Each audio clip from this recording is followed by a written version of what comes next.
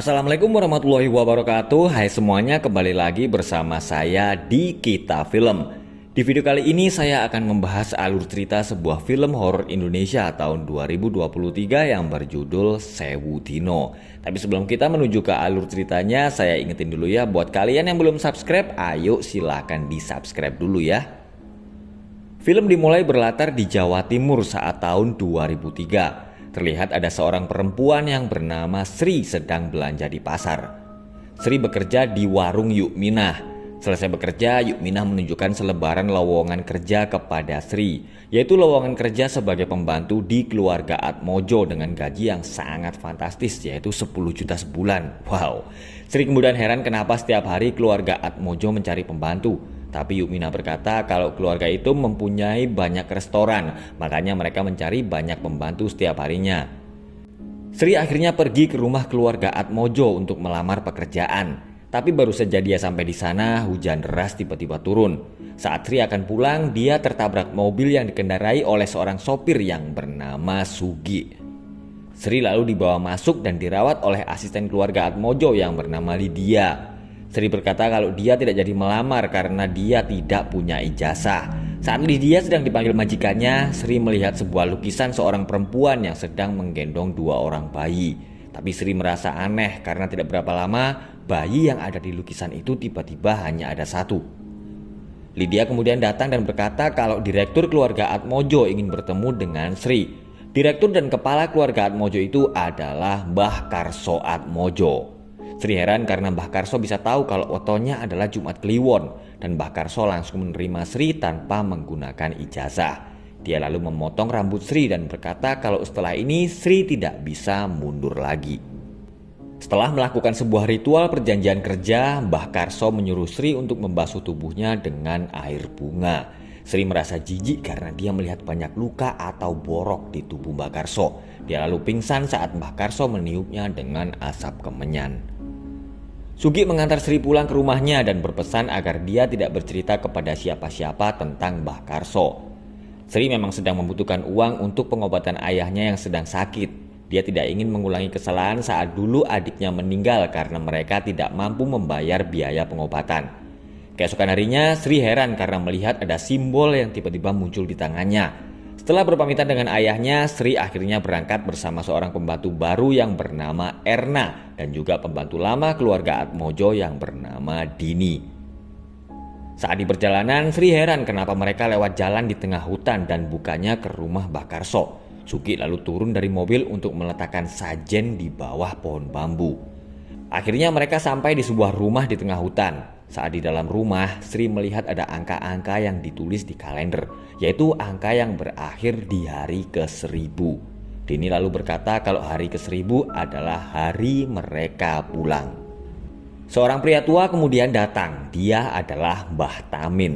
Setelah menyuruh mereka bertiga memakai jarik, Mbah Tamin mengajak mereka masuk ke dalam sebuah kamar yang digembok. Ternyata di kamar itu ada sebuah keranda mayat dari bambu. Mbah Tamin lalu berkata kalau di situ ada sebuah kaset yang berisi rekaman suara Mbah Karso tentang bagaimana caranya melakukan ritual basuh sedo, yaitu ritual yang harus mereka jalanin. Ternyata di dalam keranda mayat itu ada seorang perempuan yang bernama Dela Atmojo. Dia adalah cucu dari Mbah Karso yang terkena santet. Mbah Tamin berkata kalau di dalam tubuh Dela ada makhluk halus yang bernama Sengar Turih. Makhluk itu akan bertahan di tubuh Dela selama 1000 hari. Dan mereka harus melakukan ritual basuh sedo selama 1000 hari agar Dela bisa selamat. Ritual basuh sedo itu adalah ritual yang bisa menenangkan Sengar Turih yang harus dimulai saat senja tiba dan selesai sebelum matahari terbenam. Dini kemudian memulai ritual dengan dipandu oleh rekaman suara Mbah Karso. Saat dia akan membasuh bagian muka, Dela tiba-tiba menggigit tangannya. Mbah Tamin segera membaca mantra untuk menenangkan Dela. Sementara itu Sri dan Erna ketakutan dan akan pergi dari tempat itu. Tapi setelah berjalan beberapa meter, mereka berdua lalu jatuh pingsan. Mbah Tamin berkata kalau Sri dan Erna tidak akan bisa pergi dari situ karena mereka telah membuat perjanjian dengan Mbah Karso. Dan malam itu adalah hari ke-997. Jadi Sri dan yang lain harus melakukan ritual basuh sedo selama 4 hari ke depan agar mereka bisa keluar dari situ. Dini berkata kalau menurut cerita yang dia dengar, sejak kerasukan Sengar Turih, Della telah membunuh keluarganya, termasuk orang tuanya sendiri. Sri tiba-tiba mendengar suara Della yang meminta tolong, tapi Dini berkata kalau itu bukanlah Della, tapi Sengar Turih. Dia lalu menyuruh Erna untuk membasuh Della sendirian, sementara dia dan Sri akan memperbaiki pompa air. Hujan deras turun di hari ke-998. Sri bermimpi dia sedang berada di tengah kebun tebu. Sri lalu mendengar suara Della yang minta tolong dari dalam gubuk di tengah kebun tebu. Tapi tiba-tiba ada seorang pria yang berlari dan menyerangnya. Saat Sri terbangun, dia heran karena melihat kakinya yang kotor. Dini berkata kalau yang dialami Sri hanyalah sebuah mimpi. Tapi Sri heran kenapa ada daun tebu di kasurnya. Dini lalu meminta agar mereka tidak berpikir macam-macam dan menyuruh Sri untuk membasuh Della. Sri masuk ke dalam kamar dan heran melihat bunga-bunga yang berserakan di lantai. Dia lalu memutar kaset rekaman suara Mbah Karso yang berisi petunjuk melakukan ritual basuh sedo. Tapi kaset itu tiba-tiba rusak. Sri lalu mendengar suara Della yang bertanya, "Mbak, jenengmu sopo, Mbak?" Sri membuka kain penutup keranda dan berbicara dengan Della. Della lalu meminta agar Sri mendekat karena dia ingin melihat wajah orang yang merawatnya. Kamar tiba-tiba menjadi gelap. Setelah berhasil menyalakan lilin, Sri perlahan-lahan mendekati Della. Tapi tiba-tiba sosok Sengar Turih muncul dan akan menyerang Sri. Dini segera masuk ke dalam kamar karena mendengar suara teriakan Sri. Hari ke-999. Sri lagi-lagi bermimpi sedang berada di kebun tebu. Dia pergi ke gubuk tempat dia mendengar suara Della di mimpinya yang kemarin. Tapi dia langsung terbangun karena sosok pria misterius itu muncul lagi dan menyerangnya. Sri kemudian ketakutan karena melihat rambutnya yang terpotong. Mbah Tamin datang bersama Sugi untuk melihat keadaan mereka. Sri dan Erna lalu melihat Sugi yang sedang menggali tanah. Sri berkata kepada Mbah Tamin kalau semalam dia mendengar suara kaset rekaman itu menyuruhnya untuk melepaskan Della. Mbah Tamin lalu berkata kalau itu adalah tipuan Sengar Turih agar dia bisa lepas. Sri juga menceritakan tentang mimpinya di kebun tebu, tapi Mbah Tamin menyuruh agar Sri tidak terlalu memikirkannya karena tugas mereka hanya tinggal 1 hari lagi. Setelah Mbah Tamin dan Sugi pergi, Erna penasaran dan ingin tahu apa yang digali Sugi. Mereka bertiga heran karena Sugi seperti menggali liang lahat. Sore harinya Dini menemani Sri melakukan ritual. Mereka berdua kemudian heran karena posisi kaset yang sudah terputar sebagian. Dini menyuruh agar Sri segera mengambil air lagi karena ember yang mereka bawa ternyata bocor. Sri harus cepat mengisi air karena matahari sebentar lagi akan terbenam. Erna menyuruh Dini membantu Sri sementara dia akan menjaga kamar Della. Setelah selesai mengisi air, Dini dan Sri terkejut karena melihat Della yang sedang berdiri di pojok kamar. Della yang sedang kerasukan tiba-tiba menyerang mereka. Erna yang ikut masuk ke dalam kamar justru menjadi korban. Sri lalu menyiram Della dengan air kembang 7 rupa dan akhirnya Della pun menjadi tenang. Della berkata kalau mereka semua adalah tumbal karena mereka lahir di Jumat Kliwon. Beruntung Erna masih bisa selamat. Sri merasa kalau ada yang aneh dengan kaset yang terputar di tengah dan ember yang bocor. Erna merasa kalau apa yang dikatakan Della memang benar kalau mereka sebenarnya adalah tumbal yang dikorbankan oleh Mbah Tamin untuk mengganti nyawa Della.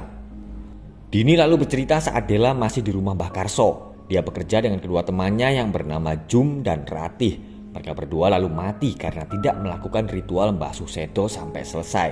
Dini depresi dan akan bunuh diri, tapi Mbah Tamin menyelamatkannya. Tapi Dini harus membantu Mbah Tamin menyelesaikan ritual selama 1000 hari. Dia meminta agar Sri dan Erna bisa bertahan sampai hari ke-1000 agar bisa selamat.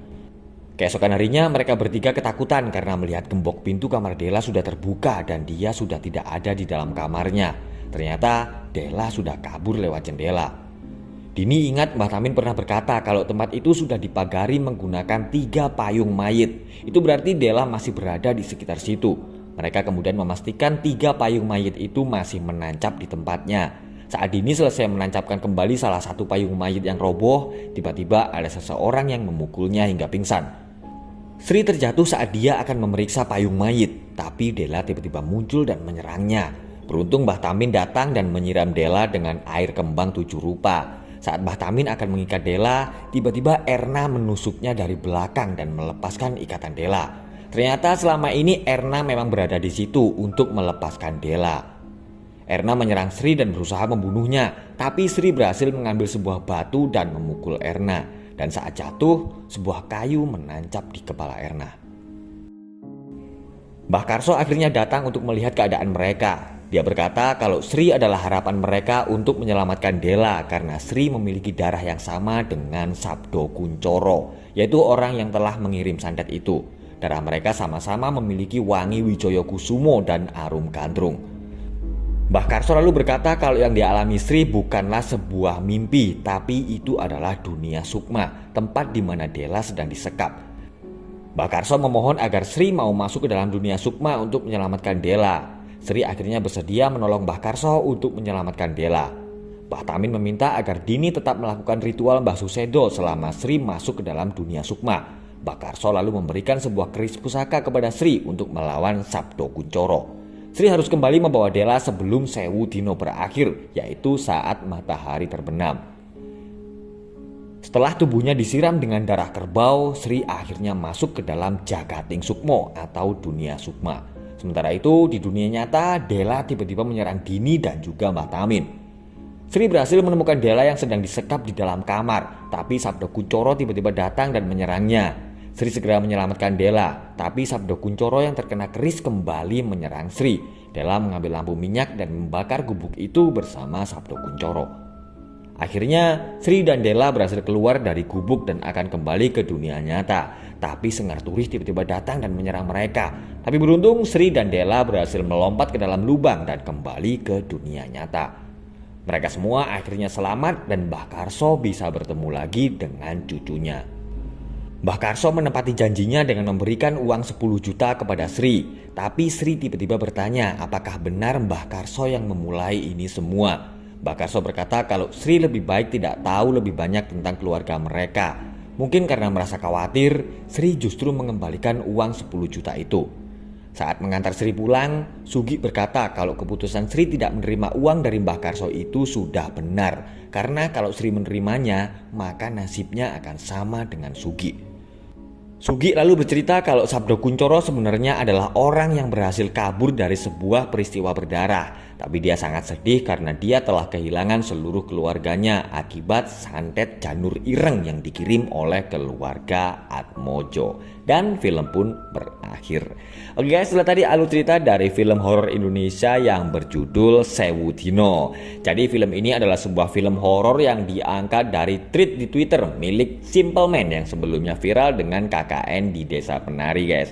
Memang kalau kita baca di cerita Simple Man ini banyak yang kurang dijelaskan ya di film ini ya. Singkatnya sih sebenarnya keluarga Atmojo dan keluarga Kuncoro ini masih satu keturunan atau satu trah. Tapi mereka saling serang dengan mengirim santet. Oke guys, terima kasih sudah menonton video alur cerita kali ini. Semoga kalian terhibur, semoga bisa mengerti dengan alur ceritanya. Dan pastikan buat teman-teman yang belum subscribe, ayo monggo silahkan di subscribe dulu biar nggak ketinggalan alur cerita film berikutnya. Wassalamualaikum warahmatullahi wabarakatuh.